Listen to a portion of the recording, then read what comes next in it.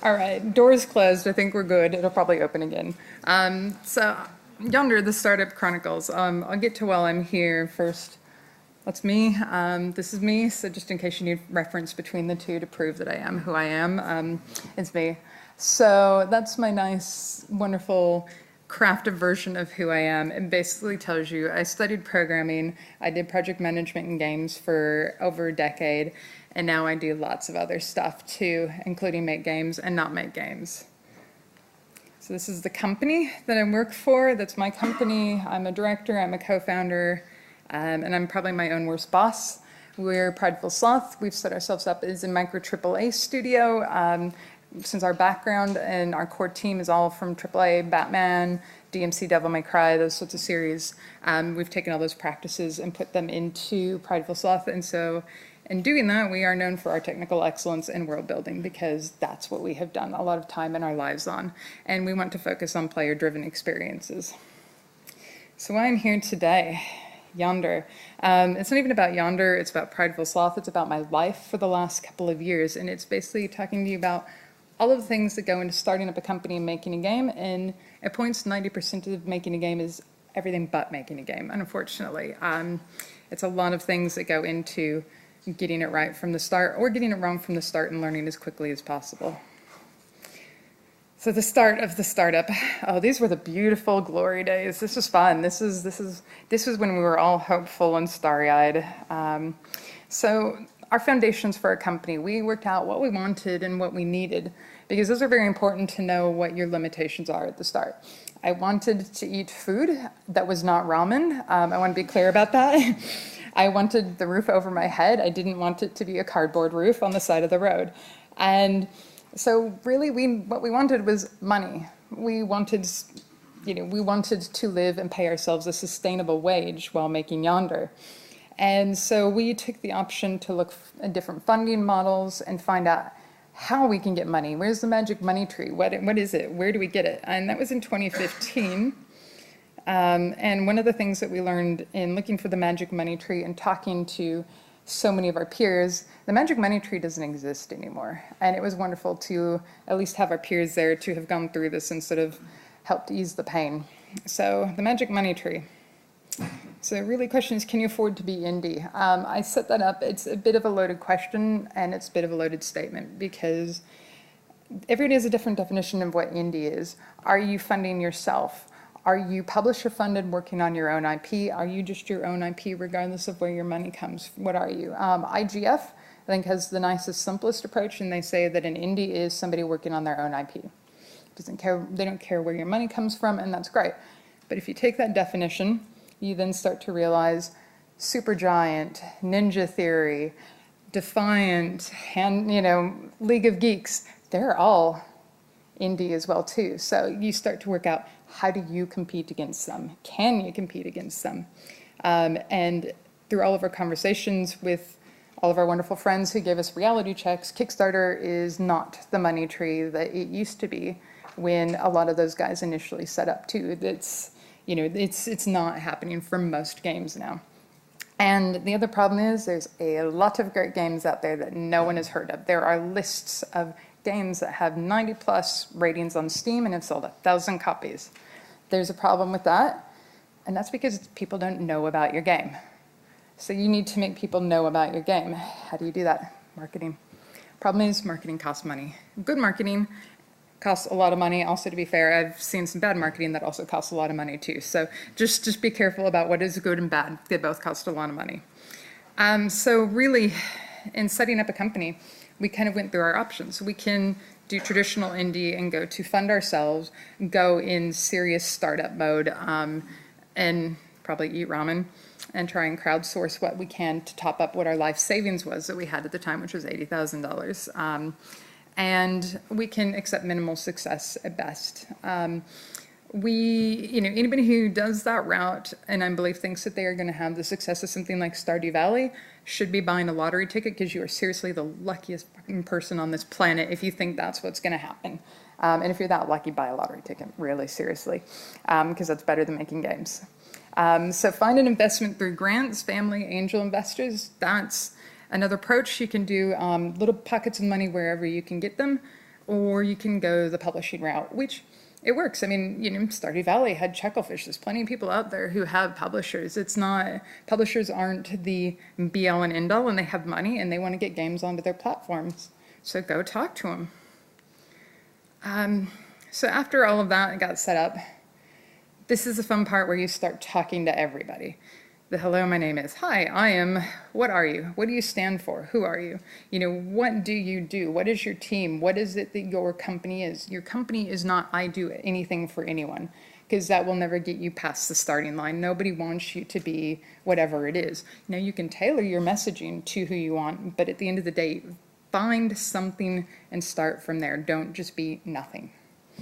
And you need to know who your team is. You need to be willing to talk about your team. When we started up, we had made sure when we started pitching, we had all of the people that we were likely going to be outsourcing. We had already picked those people so that we could say, we know how to do a game. We know what we need to make a game. We have these people. And so we had a full roster for our team, even if they were contractors or outsources, they were still there. And a company deck, it was the weirdest thing that we ever got asked about.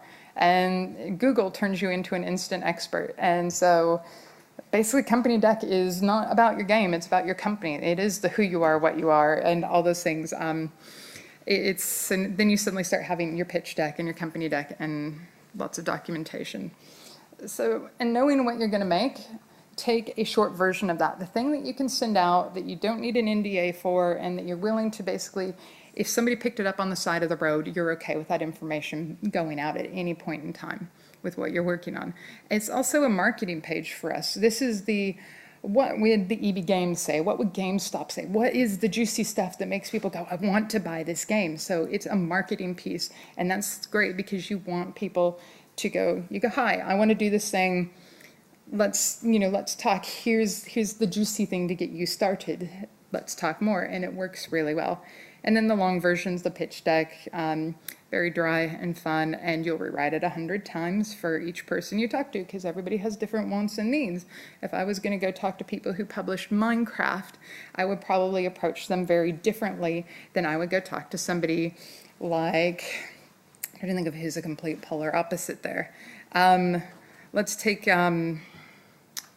anybody who publishes a fighting game. They're going to have very different audiences. They're going to have very different needs. They're going to have and again, talking with, the Nintendo audience is, again, different. It's a very soft, gentle, it's more focused on a gender-balanced audience than others. So, again, you constantly are rewriting and tailoring to every person you talk to.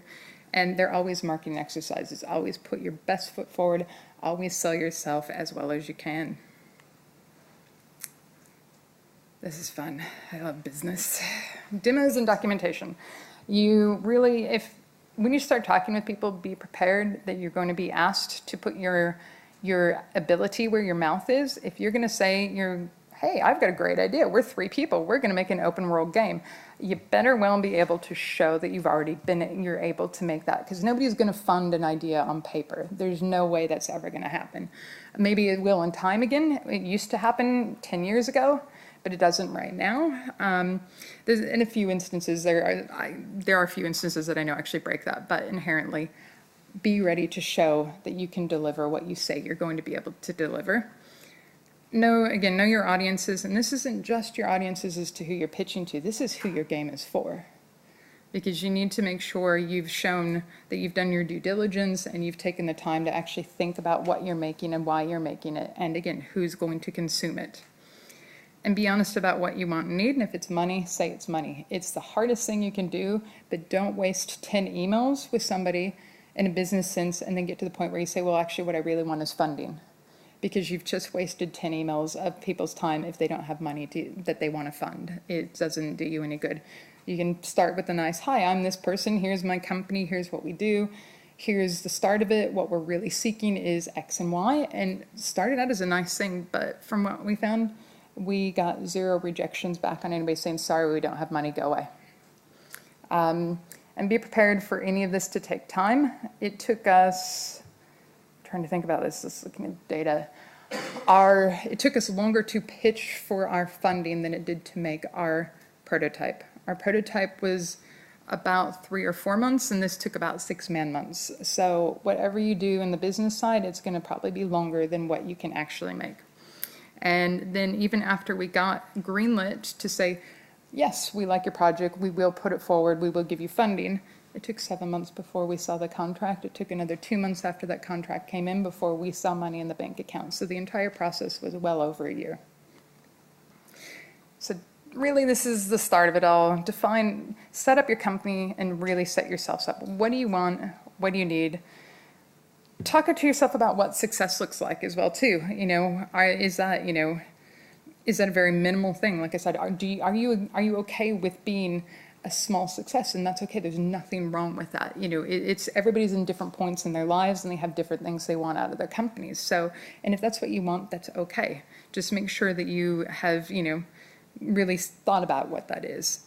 Be prepared in advance for anything. And when you're not, become an instant expert on all the things you were unprepared for. And be prepared for another 6 to 12 months, even after you start this process, that you're still going to be funding yourself. Now, the development stage is fun because it's a lot of not making a game as well, too. Congratulations, that is everything you will now do in your company. And I started this list, and I had the first row. And I'm like, okay, cool. I feel like I've kind of gotten into it, and I handed it off to the team. And, they came up with even more. But inherently, you are doing everything.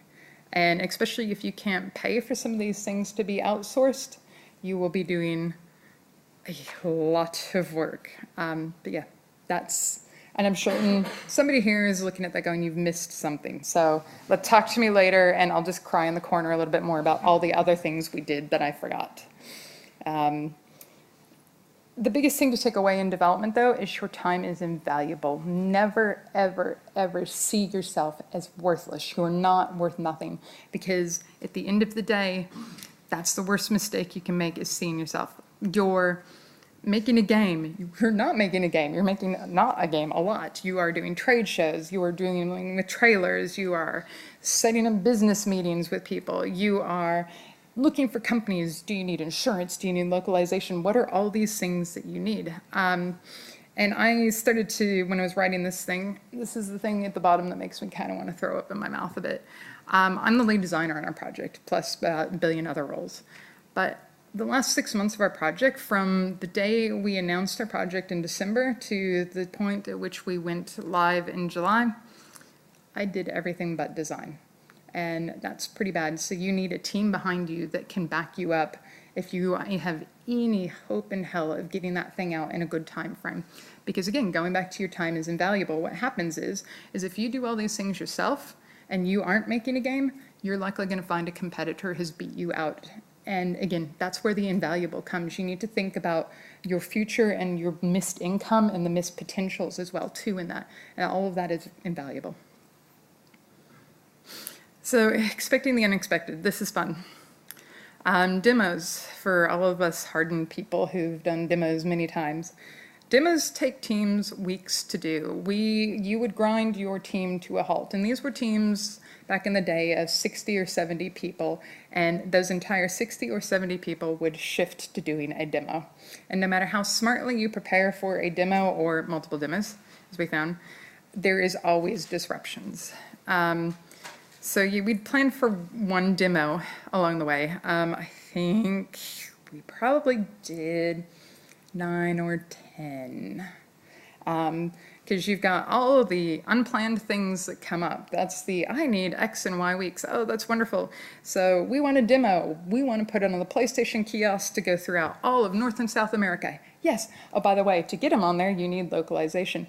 Oh, crap, we don't even have a localization pipeline yet, and we have 2 weeks to deliver this. We don't even have we had our text in order, but we didn't have lock suppliers yet set up. So suddenly, in 2 weeks, these things that take large teams down for a long period of time, 3 of us had to solve in 2 weeks.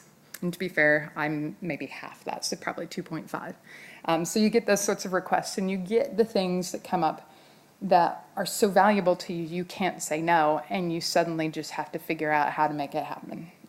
Which we've done. And then you get trailer Tetris, as I call it. Trailer Tetris is an amazingly fun thing. because you have ratings from all over the world. You have different platform holders from all over the world. So some want this rating and that platform. Somebody want no ratings. Some want both platforms. Some want it in a different resolution and all these things. And for every one trailer you produce, you're probably going to have about 10 or 11 versions of that trailer floating around. And it's fun. And then also all the conferences. And then the things you don't think about, the marketing material for that. You need your banners, you need the standing banner, you need the hanging banner, you need the postcards, you need the buttons, you need all these things. And that's the bare minimum you need to look like the next person next to you. That's not to make you stand out from anybody else. Those are the core basics. To stand out, you then need to start decorating your booth and buying green rugs from IKEA or whatever that might be. And then the problem is oh, you're overseas and you just bought all this stuff. Where does it go when you're done with that conference and you go back home? So then you have to start emailing them going, hi, I bought all this stuff. Where do I dump it? Oh, cool. So there's a lot of logistics for just doing little things like that that you just never really expect. Also, changing expectations. This is where you put your game in people's hands, and then you suddenly realize there's many things that you need to do differently. There's things that happened that were not what you expected. So with Yonder specifically, we got it into hands. We started to learn that our age demographic was huge. It was a game I wanted to play. I'm all good with that, but apparently 6-year-olds want to play our game too. And 8-year-olds, well, I have a very different reading level than those kids do. So then suddenly, after a chunk of our text was done, we now had to rewrite the game. It's not a complete rewrite, but kids have a shorter attention span. Animal Crossing is perfect to show you how short of an attention span there is. 20 words max on a screen, coloring things that are important to those kids, and no more than about 3 screens of text. So you have to try and now suddenly explain a grand quest that you're going to go on, and you have 60 words to do it. Good luck. And you need to keep it to a 3rd grade reading level. So that's a lot of fun. We also realized that what we were doing was bigger than our meager ambitions. Ours were just about, like I said, food on the table, setting ourselves up. We then started to realize we might actually be able to be successful as well too. And that came with a lot of work, because when you're planning for the next step, not just making something and being okay, but being good, and I just want to be clear, good is, that's still what 80% of the market is good. We needed to do more content. Oh, guess what? Content, that thing somebody did in the player completes it in 15 minutes. That took your team 7 hours to do. So, the return on investment for your time into making that content and how quickly it's consumed is very terrible. So that's why a lot of people do a lot of dynamic quests, as boring as they might be, because they're system generated at times. That's a way to get more content into your game quickly. And so from December, when we announced the game, to July, we were doing 60-hour work weeks now. And I always want to be clear about this, because we had a number of contractors that worked for us, and we never asked them to do any overtime. When I say that this is the 3 key holders of our company, the people who have unlimited investment and unlimited potential. We're the ones who made this decision. We did not ask any employee, contractor, or otherwise to do the same thing, because it was not the most fun I ever had, but I also had the most reward in investment, so we did it.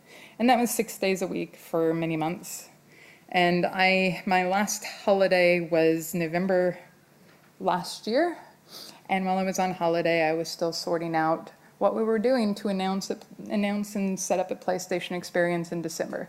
So, holiday. And even after all of that, when we had started it, we still shipped 3 months late. And the problem there is also any generic project management, time, cost, money thing.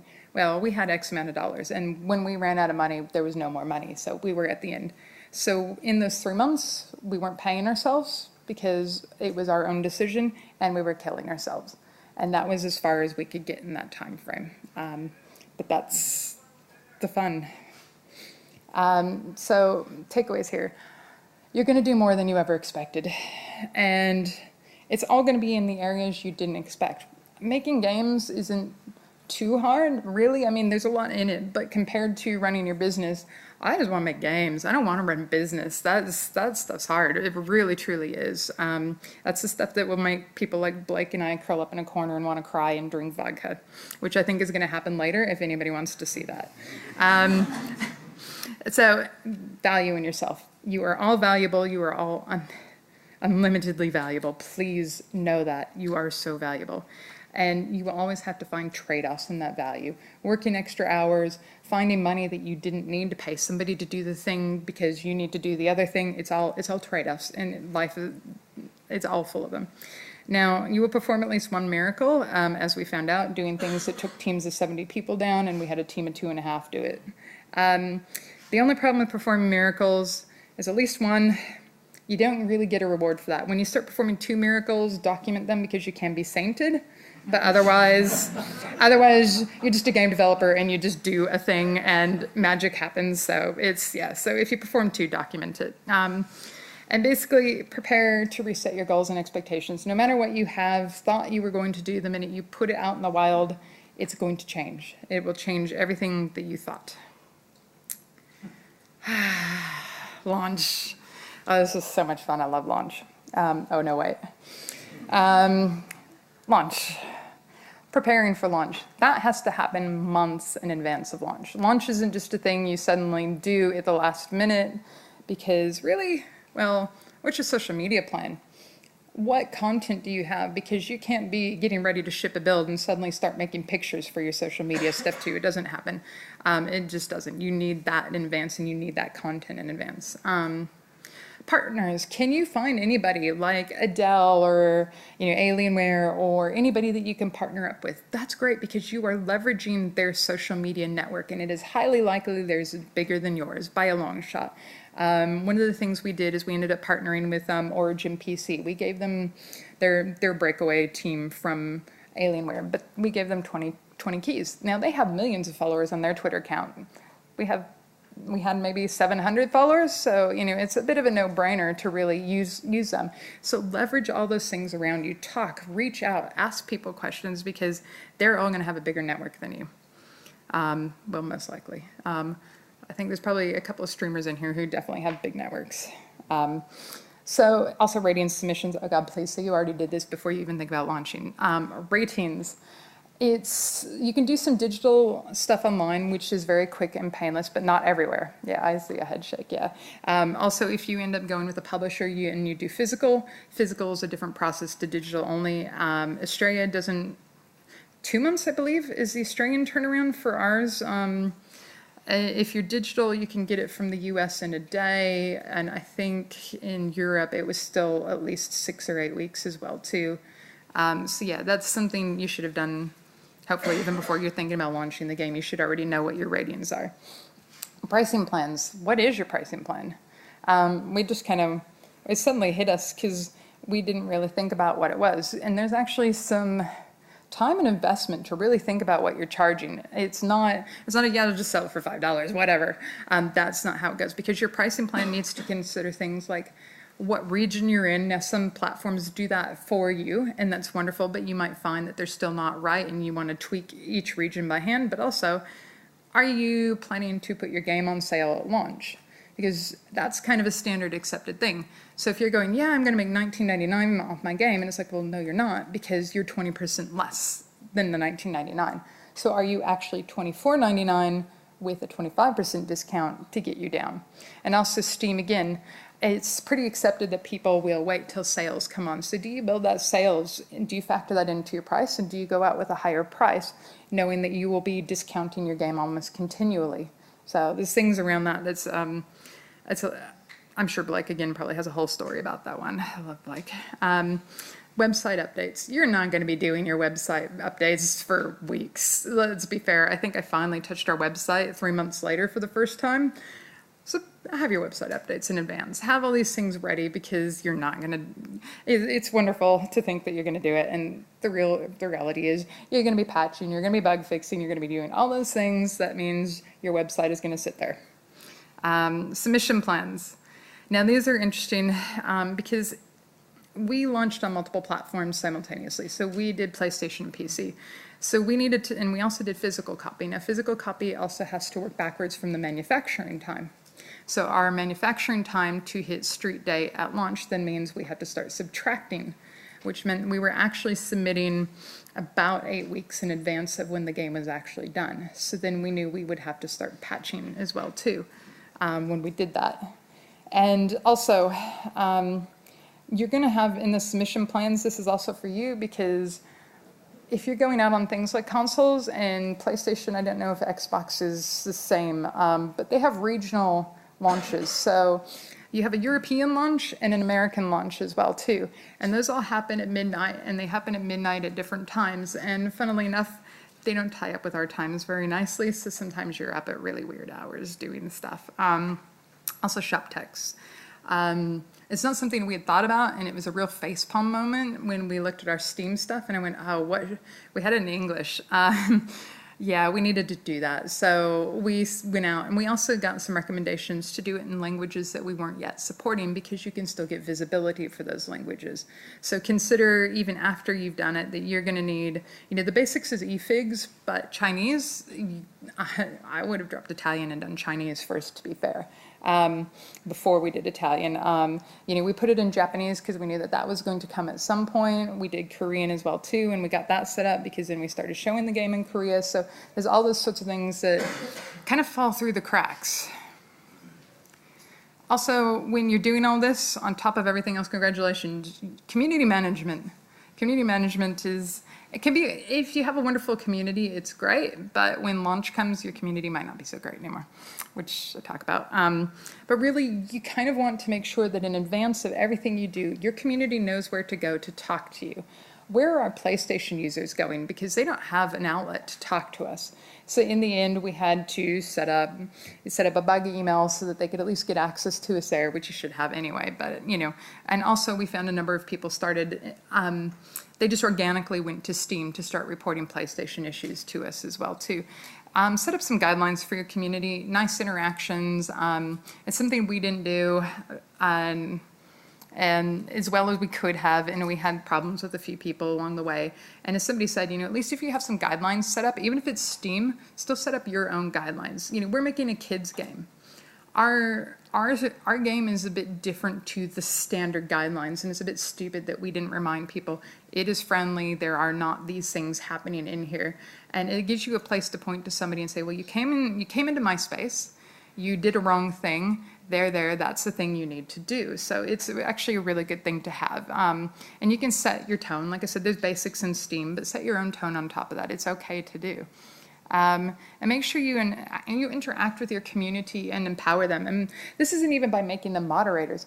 Give them information when they ask questions, because we got to a point where we could step away from our community, and our community was answering our questions for us because somebody else had that knowledge, and they were there, and they were quicker because we were trying to ship the game. And so make sure you give them that information, and they will maintain themselves. And make sure that you're posting updates. And by updates, I don't mean patches. I mean just, hi guys, we're still here.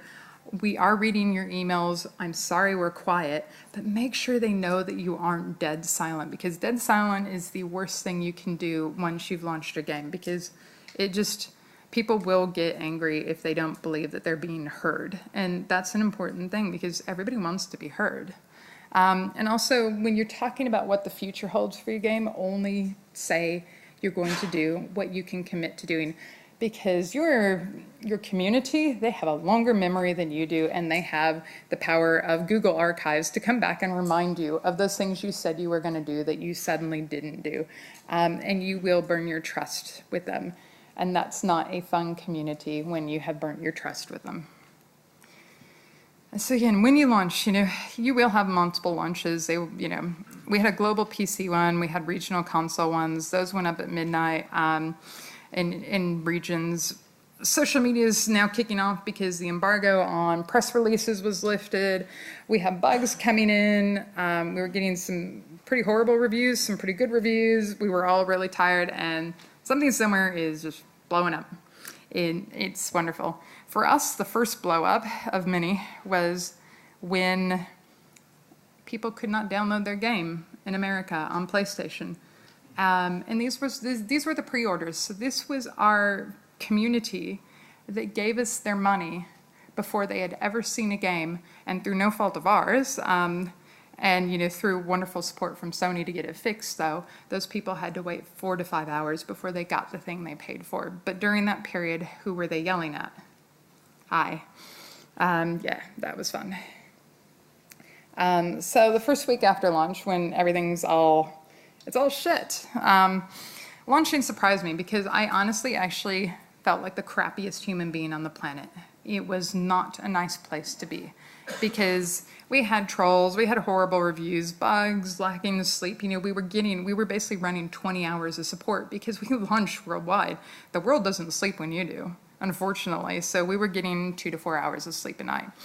And that first week was just very reactionary. We had time to fix some things, but it's all on who's shouting the loudest? What is the worst problem? What are you triaging down? And so we were just waiting for that sort of 1 to 2 week period where our main sales would taper off. We became irrelevant, which means we could actually step back from everything, get our heads and our headspace reorganized, and approach things in a much more methodical manner rather than a very reactionary manner. But yeah, and I know everybody's, your mileage may vary on this, but like I said, I felt like the crappiest human for a week. It was not nice, but this is where we are 3 months after launch. We were nominated for an art award at Big Fest, and we won the Game of Show at Big Fest. We then went to show at Tokyo Game Show, and we ended up finding out just over a week ago, we had actually won the Indie Award on the media for Tokyo Game Show, which is pretty much my mic drop. I want to just quit now.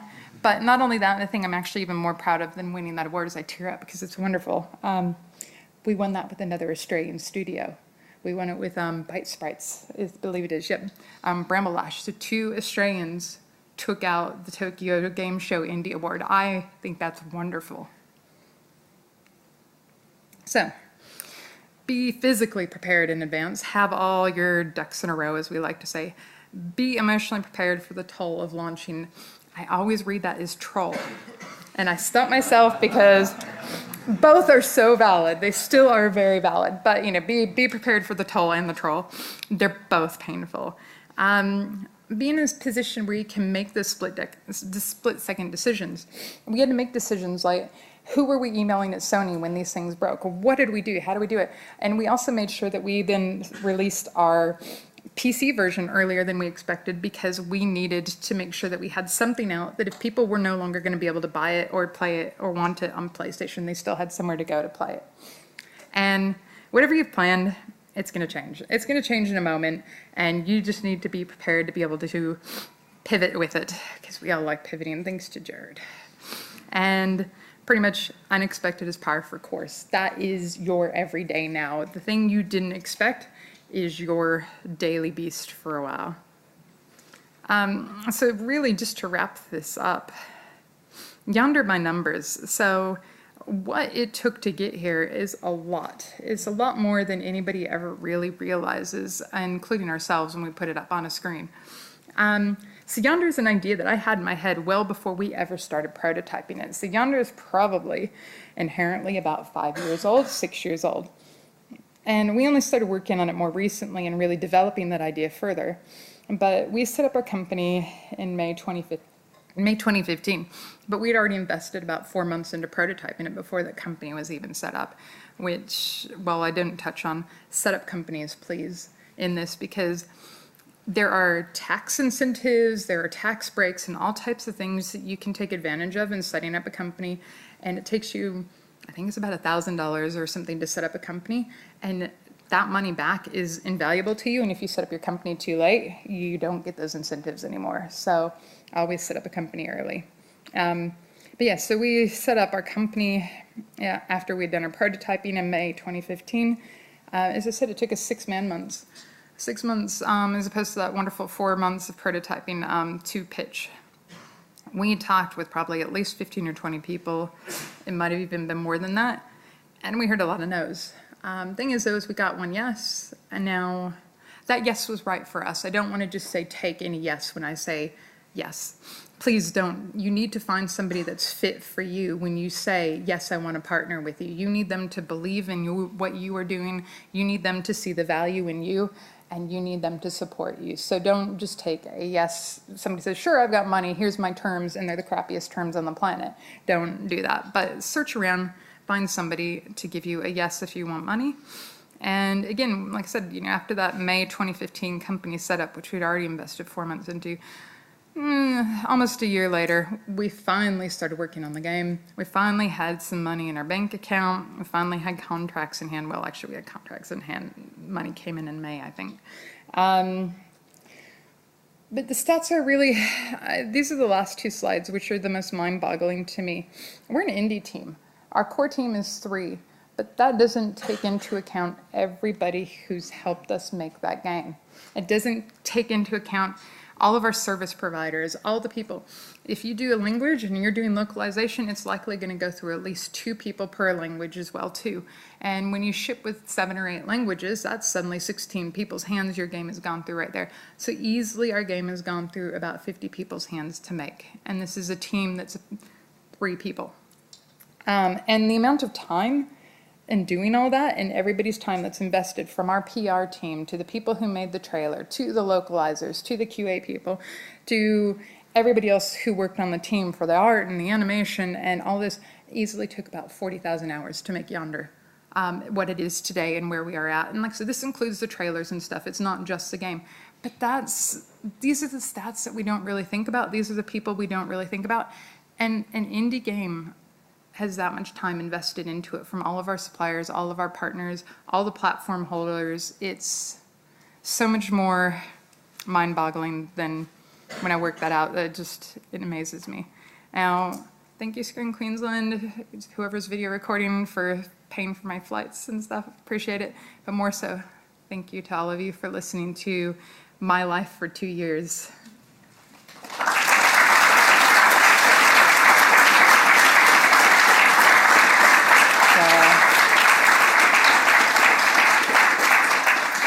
Now, I don't even know what time it is, so are we running ahead?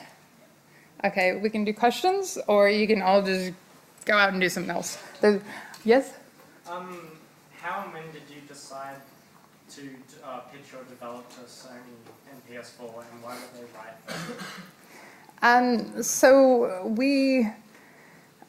Sony was at the point where we were at, and again, people may have different opinions on it. Sony was really supporting indies at that stage. They had an entire third-party team that was supporting indies. And so for us, it was wonderful to be able to step in and have an account manager, but not even just an account manager who we could email. We had a team below that account manager. So even if he was busy, but we needed help with submission, there was another person we could email. But even behind all that, we actually had milestone submissions, but they weren't again, for old school, they weren't publisher milestone submissions in the same way. They were concept reviews. So we had every 2 months somebody reviewing where we were going with the game, and also as an external eye providing feedback on where things maybe could be fine-tuned a bit, where things could be tightened. And that's invaluable. Those types of resources are wonderful to have. Somebody else helping look out for you and helping steer you, because they weren't telling us what to make. They weren't telling us anything other than, maybe these areas are lacking. Maybe you need to consider something different in this area. But if we came back and said we're not doing it because of X or Y, that was it. There was no pressure past that. But having that feedback and an external person be able to see past our tunnel vision is wonderful. You might not really want to say too much about this, but just curious, it seems like the game was a reasonably good success and you've got the awards and so on, and it's only been a few months. But would you say it's been financially successful going the publisher route and everything for you guys? Yes. Yeah, we reached payback for the investment that was given into us, and Prideful Sloth as a company is now seeing funding for that, and we will continue to see funding. We didn't sell our IP, we didn't sell anything, it's all ours, we self-published. So again, it's investment versus publishing and that side. And so we have the next year Steam sales that we're going to be, still utilizing those funds through. So yeah, absolutely. Yeah. Would you do a simultaneous worldwide midnight release again for the next project? Yes, I probably would. I would just be better prepared for all the fun things that come along with it. But yeah, absolutely. It's a fairly standard thing now to do, and it's pretty expected. So yeah, I think we would have harmed part of our community if we said, "Oh, you get it later." So, Ron? Hi. Were there many features that you had in your original kind of concepts that you really wanted to have in the game, but they, Oh, Ron, how long have you been making games? Remind me. Yes, yes, absolutely. There's always more than you will ever have time to do.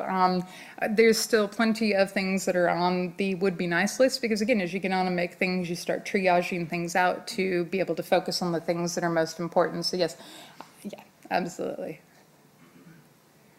Oh my gosh. You've had your hand up for a while. You mentioned earlier about having a large discrepancy in your age demographic. Mm-hmm.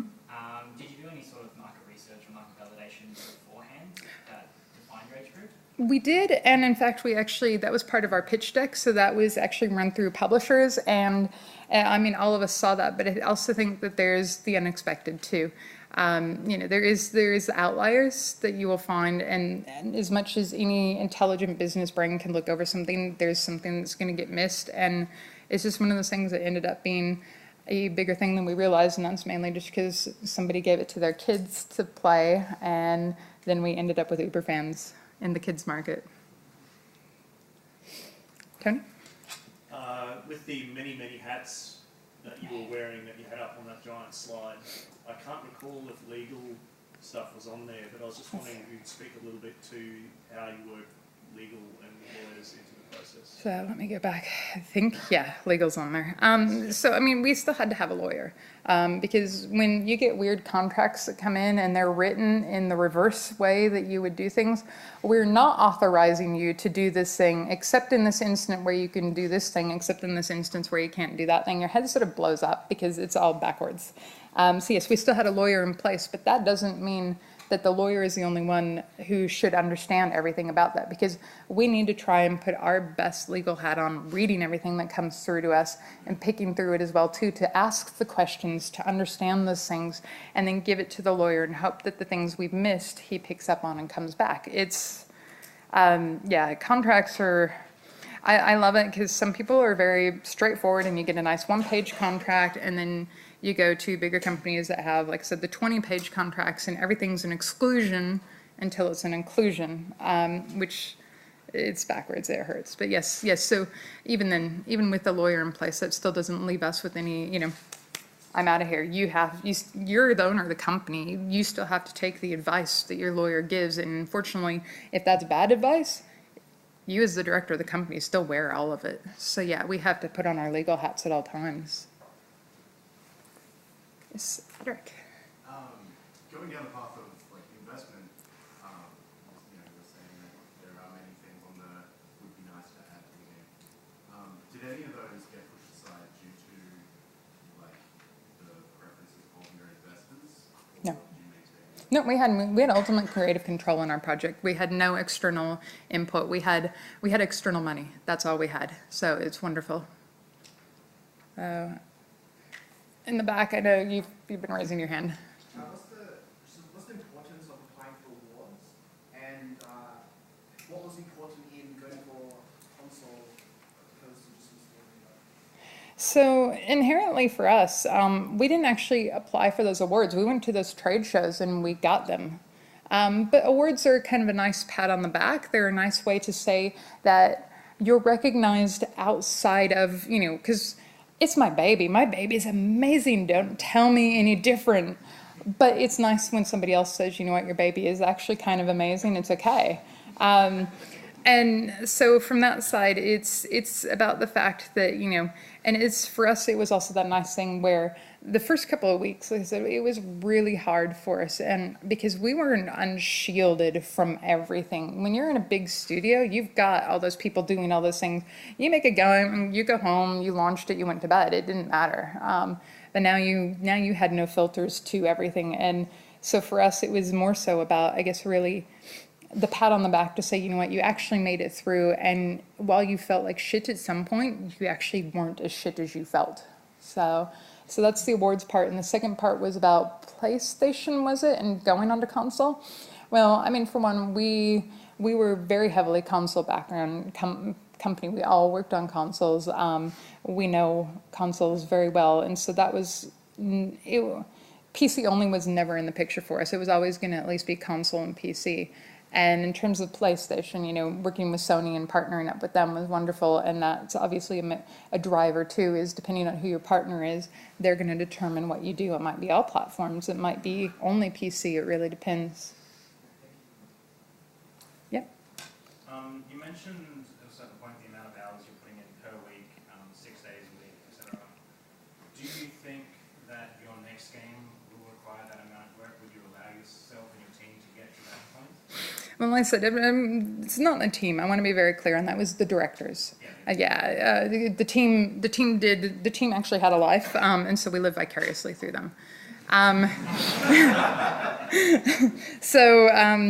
Would I do it again? Ideally not. Is it possible that along the way we're going to stuff up and we're going to have to make trade-offs again? Highly possible. But all of our plans are to not do that again. It's not pleasant, but crystal ball, future. I mean, I've been doing project management for 10 years and I've yet to work on a project that you haven't crunched for some point in time, unfortunately. I don't want to plan it, but I just know things happen. So, yeah, but 60 hours is not nice. Yes? If this is too personal, don't worry about answering it. No, how much did the three of you invest financially before you ended up picking up the external money? We had $80,000 in our bank account when we came back from the UK after stepping off of, Joel had wrapped up Batman at that stage, and that was to get us through for the first year, and vapors were sitting in the bank account by the time we got through the first year, because we had mortgage as well too, and food and things, but we weren't eating caviar and anything like that. We were rice. So we're a step up from Maggi Noodles. Mexican rice was really good. Beans and rice are cheap, let me tell you. And we were so excited to go to the supermarket and find salmon half price, because that was great. So that was where we were living at. So does that help? Okay. So 80,000 for about a year. Yeah. Yeah, that was our life savings. That was the start of our retirement fund. So, you know, as you do, games and retirement. Was there? So your role during development was largely design and the actual creation part. Yeah. And then in the business part and making the game part, you did everything. Moving forward, which role are you going to? I want to design. Oh, design. I want to bury myself. I don't want to be the everything. I mean, look, the thing is, though, is somebody needs to be the everything. Because small, large, otherwise, you need a shield. You need somebody that's actually making the game. And I'm not coding the game, and we had enough of a design written that code could take that game and do it. So kind of a little bit on Hunger Games. I was the tribute that got sent forward to the world. But yeah, I mean, it's somebody needs a shield. And so, yeah, I would like to hire a shield. A very big one that's very skilled and can do all the things, because I want to just design next time. That said, do you think that it was the right decision to have someone in the core team meet up for the first project? Or would you have rather hired somebody from the start? Well, that goes back to trade-offs, We didn't have the money to hire a shield to do all those other things. That was... we needed all the money we could to do art, because, you know, open world game needs lots of art. We needed lots of animation. We needed lots of other things. So inherently, that trade-off of that was somebody's time already versus somebody's money. And we needed other roles filled more than a shield. Time? All right. Thank you so much.